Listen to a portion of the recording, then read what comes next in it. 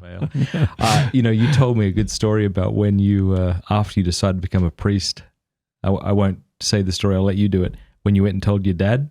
Oh, yes. Do you want to share that? Or you don't have to say everything. But No, that was funny because it all happened in a day. I think I mentioned that, didn't I? This is how we began the podcast. Yeah, you were talking about. Yeah, we began with that. Yeah, and so then I had to go and tell my parents, and they lived a bit further away. So I hitchhiked out to where they were, and they didn't know why I was home because,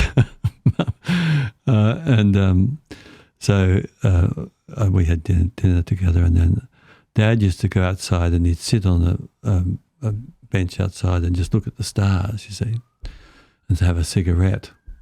And so I thought, well, I better tackle him first. So Dad wasn't a Catholic. He was what he called a Calathumpian. That means like a nothing.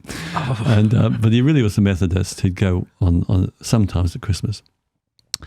So anyway, I tackled him first. So I went out there and I see his cigarette and I said, Dad, I've got something to tell you. He said, what's that, son? I said, I've decided to become a priest. And he let out an expletive, which I probably can't say here. It's Australian expletive. Say what you like. And the cigarette dropped. And then I thought I'll leave him there. And I'll retreat backwards into the house. I went in and told Mum, and she started, Catholic Mum, I'm tearing, I'm losing my son. And so she's having a little cry. And then Dad comes in. He thought about it. He said, son, if you're going to be a priest, be a bloody good one. That's lovely. Yeah. I love Catholic dad advice. That was it. That was like the father's blessing. Oh, sorry. I love Australian dad advice. I've shared this before. When I first told my dad, who wasn't much of a practicing Catholic, that I decided to propose marriage to Cameron, I showed him the ring.